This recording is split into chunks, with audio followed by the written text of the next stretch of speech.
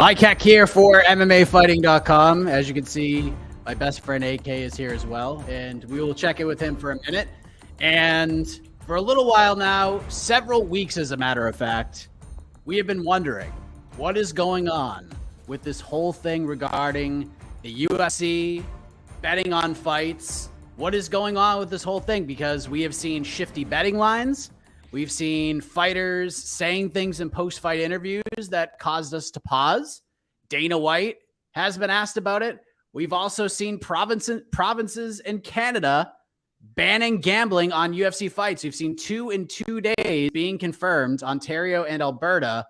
We've seen New Jersey halt gambling action on fights involving James Krause or his fighters.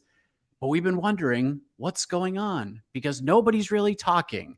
Well, a little while ago, that changed because the UFC began to speak. Hunter Campbell informed fighters and managers of some things. And on top of that, the UFC released a public statement regarding the matter, which initially stemmed from the November 5th fight between Darrick Minner and Shiela Nurden in Las Vegas, where betting lines shifted astronomically in Nurden favor heading into the fight before Minner was stopped in 70 seconds. Clearly, there was an injury going on there.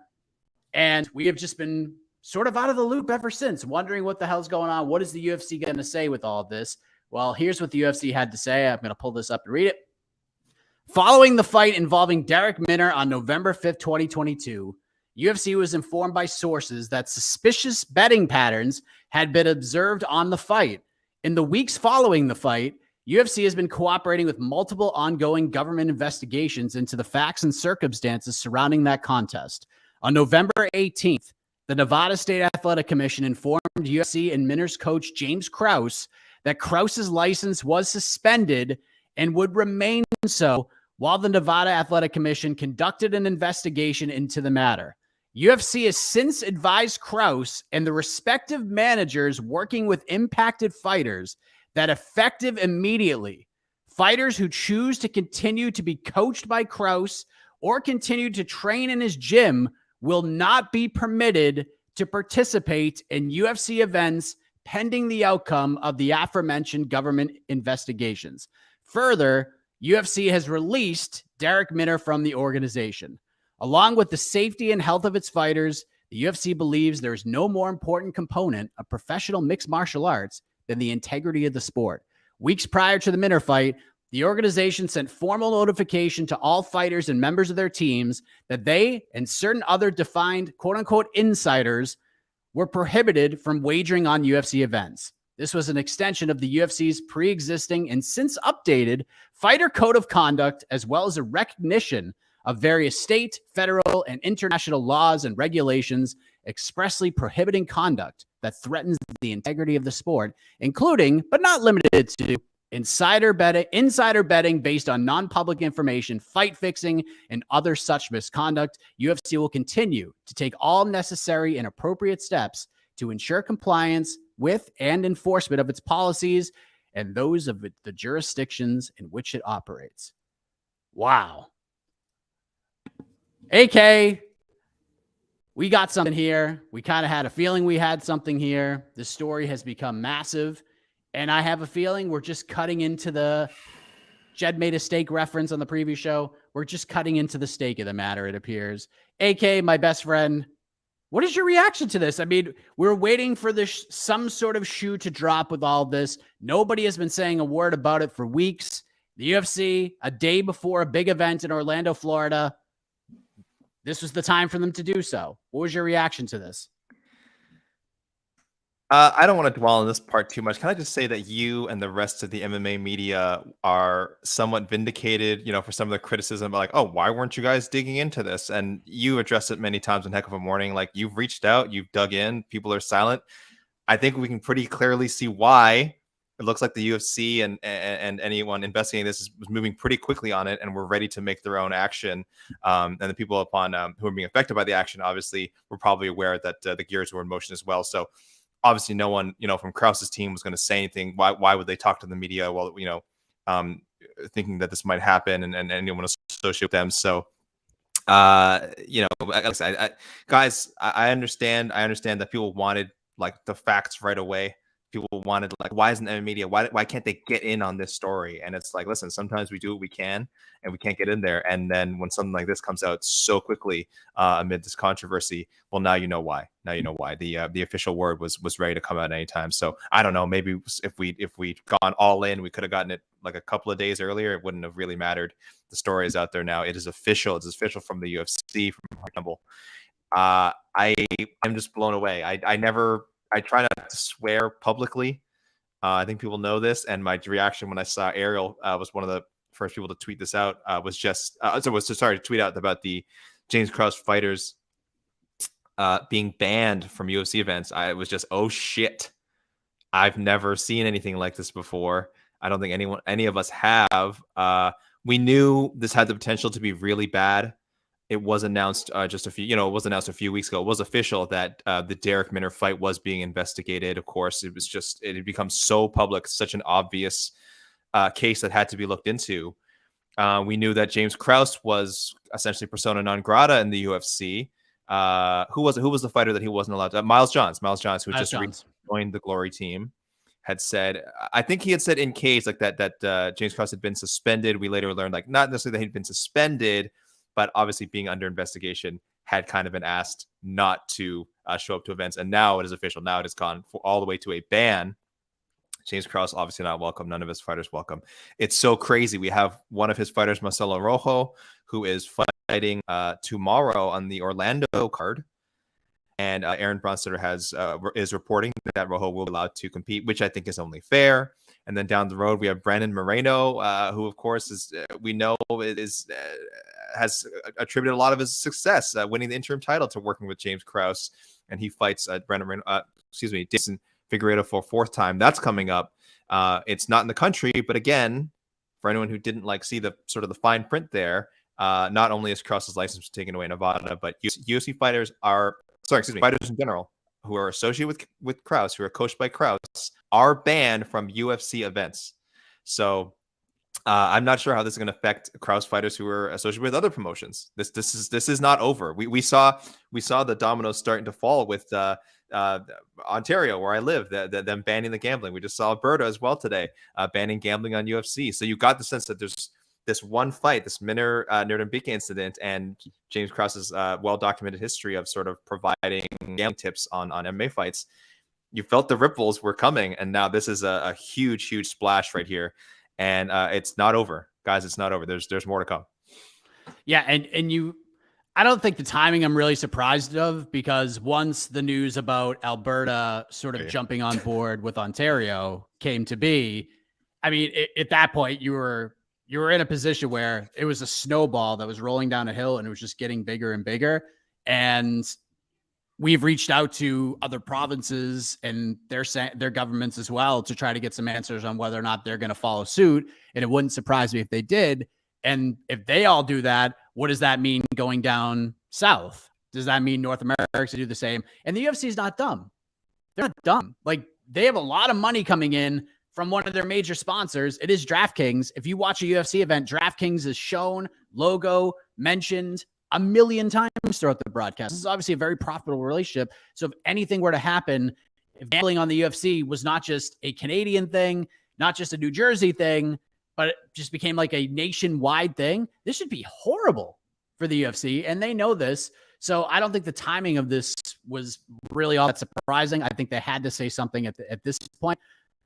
But them going as far at this point of saying, like you said, the banning of the actual fighters, saying if you continue to be coached by this guy or you continue to train at Glory MMA, you ain't fighting for us. You mentioned Brandon Moreno. That's the big one.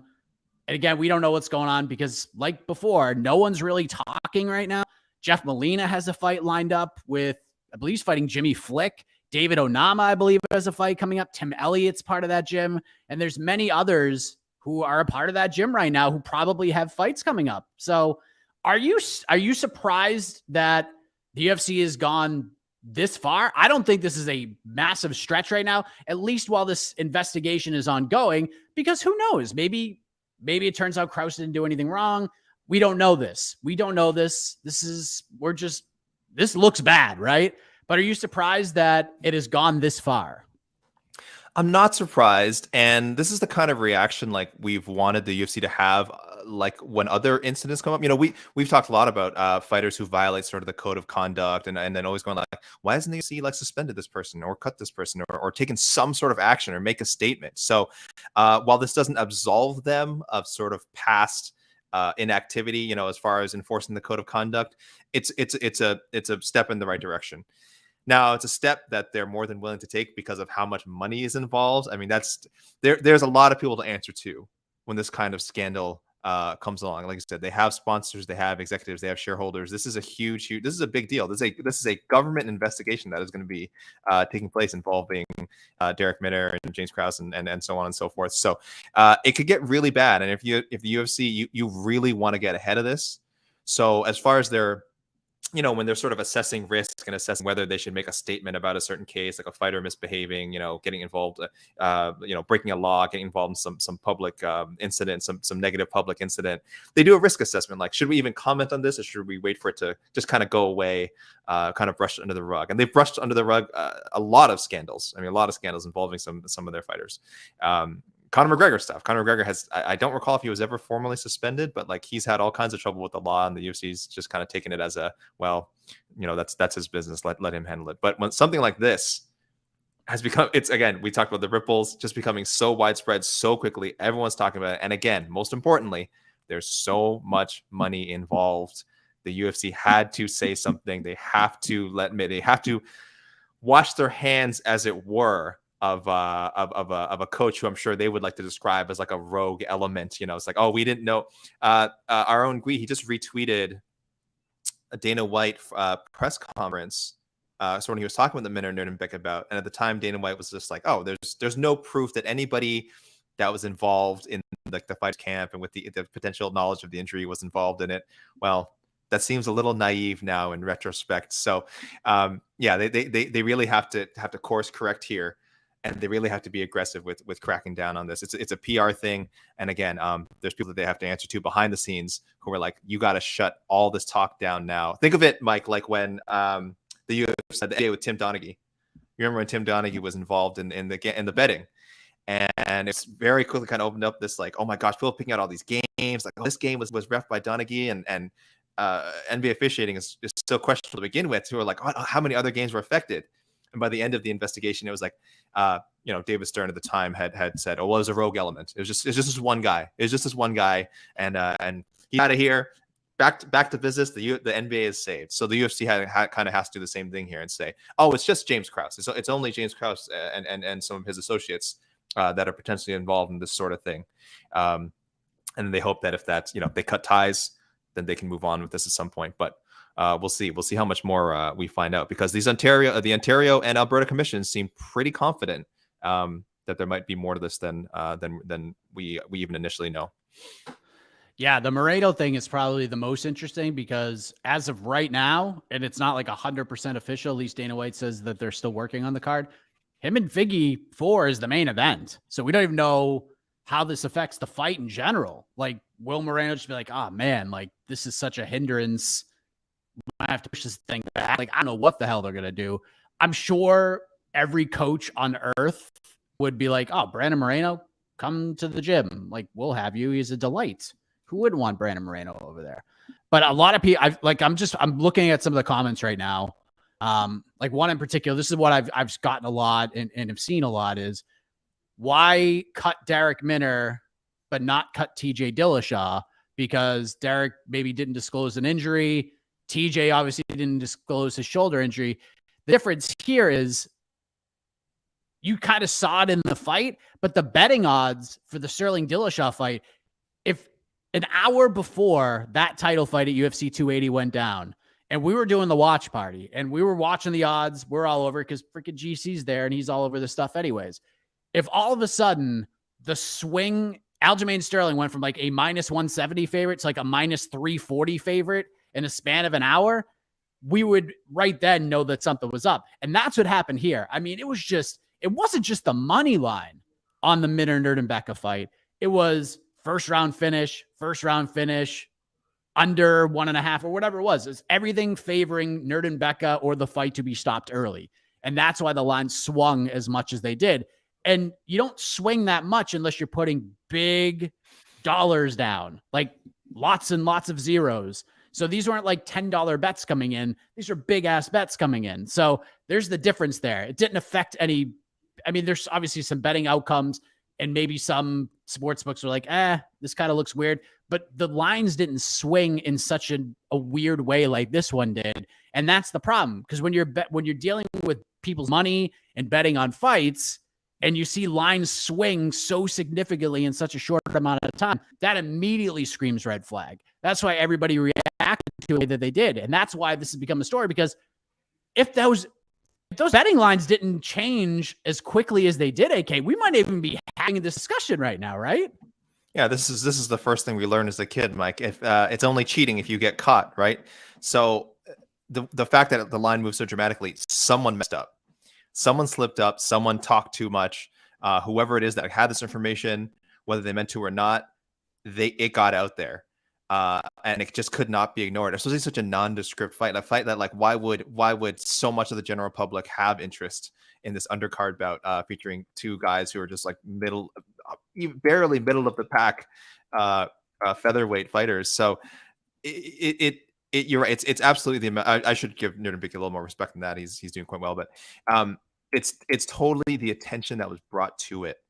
Because yes, we didn't know. Dillashaw knew about it, and I'll tell you something. If there was any insider betting going on there, at least they kept it on the down low, because the line did not move significantly, and that kind of stuff is important. So a lot of people are going to be unhappy with whoever it is in Krause's camp, or whoever it is that knew about that injury, that may have spoiled this whole game for everyone. Because I'm not a cynical person, I'm not a presumptuous person. I don't want to say that this kind of chicanery is widespread in MMA, but it would also be insanely naive to suggest that it never happens. Especially, we're always going on about fighter pay. I was talking earlier about the UFC's risk assessment. I assure you that a fighter, if they were hypothetically were even thinking of engaging in this kind of insider betting, they're thinking, well, how much do I get paid to be an undercard prelim UFC fighter? How much could I potentially make by betting on this fight, by letting people or letting people know I might be compromised, or someone I know might be compromised. So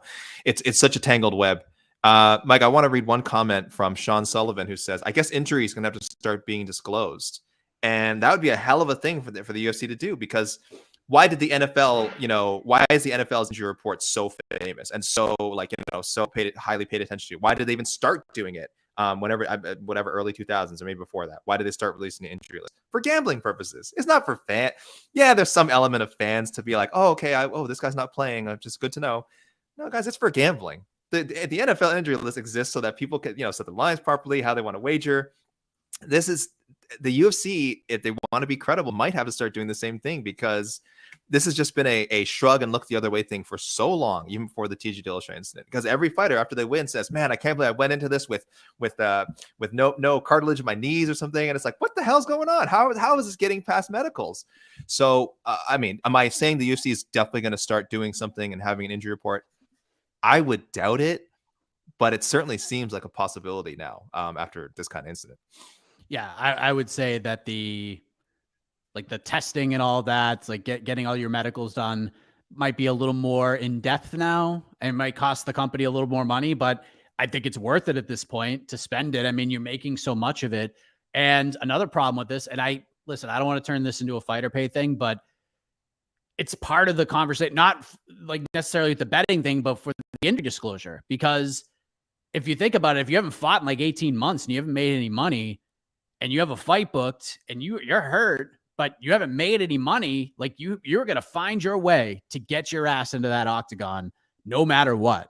And that's tough, man. It's just tough. And this is not a fighter pay issue, but you have to put yourself in the fighter's shoes. Like, they're not going to, if they need this money, they're going to do everything in their power to not disclose this. They're going to hide it. They're going to put on a poker face. They're going to do the best that they can, who deals with all this stuff. And this is a crazy time. And I think every organization is probably going to come out and have something to say about this. I know next time Scott Coker speaks, he's going to have to deal with it. I know the PFL had some gambling stuff that they had to deal with. Remember the whole Challenger Series thing wasn't live, but they were still putting out betting odds. So people found out about it. That took a while. It took a lot of those lines off. And PFL is, I guess, okay now, but you never know. Like, what if somebody was there and was like, oh, I already know who won all these fights and just made a bunch of money. It's like playing the lottery the day after it happened. It's right there and you know it. So it's just very strange. And I think the UFC did the right thing with the timing here. I think they had to say something. They had no choice. And it'll be interesting to see what happens. Now, this is not a permanent ban. They're just saying right now, this is all pending the outcome of the investigation. So either way, if Krause is not found to be guilty of all of this, then I think they're good to go. And even the dog is mad about what's happening right now. But quiet, Shiloh. I know. It's a wild story. Brandon Moreno. Upsetting. We don't even know. It is. So I don't want to spend an hour doing this, but this is the information we have right now. Right now, Ontario, Alberta, they are out of the UFC betting. Maybe this is what they need. They want to see responsibility from the promotion that we could do this on the up and up. And by putting this statement out and trying to make these moves, perhaps that'll show them something and maybe they'll come right back. Who knows? Or maybe this is just the beginning of a comeback.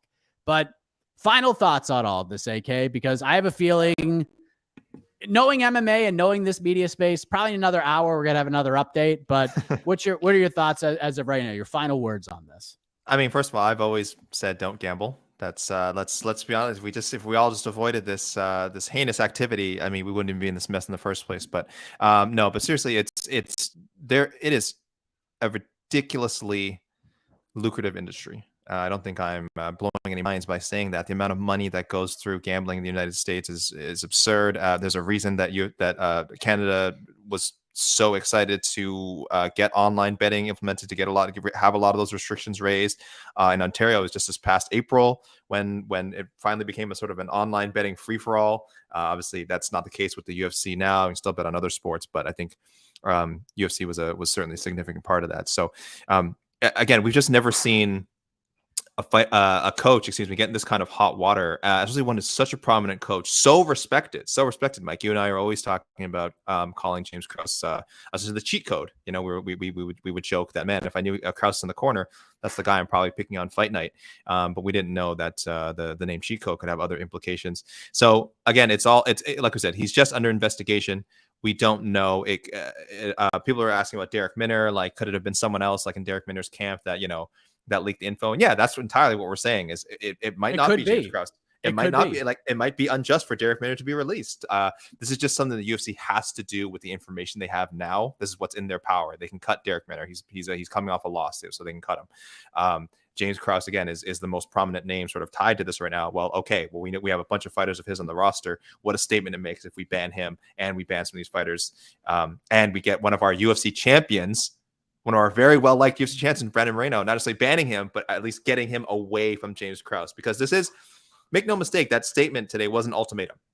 It's not saying like, oh, everyone is who's associated with James Krause ever is gone. They're saying, going forward, if you are coached by James Krause, you will not be allowed to participate at a UFC event. So make of that what you will. Go. They're saying you can break ties with this man, and then you will be more than welcome to participate at a UFC event. But at the moment, guys like Brandon Moreno, Jeff Molina, some really, really, really good fighters in the UFC. So it's a strong statement. I'm kind of impressed by the UFC, even though I know this is kind of something they had to do to save their tails, given how this is how the story is spreading and the effect it's having again on regions, on situations out even beyond the UFC. So my mind is just still blown. Yeah, and I assume, and I don't like to assume much because you know why, but I assume most of his fighters are not aware of this if he is a part of this. And again, we don't know if he is or not. There is an investigation ongoing. We can assume, we can perception look at it in a certain way. We can have our opinions. You can have your opinions, but we don't know for sure. But either way, you got to feel for the fighters. You got to feel for the fighters involved, especially the ones like Moreno, like Jeff Molina, other guys who have fights booked right now, especially in the next month or so. Holy cow, man. Holy cow. Now they have to change everything around, figure it all out. But I mean, again, we don't know. You can call BS all you want, one eye, two head, but we don't know. We don't know. We can perceive it looks bad. There's no doubt about it. I'm not going to deny it doesn't look bad, but we don't know. And for all the people, again, I'll say this one more time. We're like, oh, the MMA media didn't cover this. When no one speaks, you can't cover it. You can't do anything about it. And no one was speaking. Today, people are speaking. So there you go. Now they're speaking. We have some answers. What we do with it, we'll see what comes from here. But I have a feeling this is going to get worse before it gets better. So that's it. What a day it has been. UFC Orlando tomorrow. And if any more comes from the story, we will have you covered right here on MMAfighting.com. Thank you for watching. This is what we got right now. Thank you very much. Have a good rest of the night.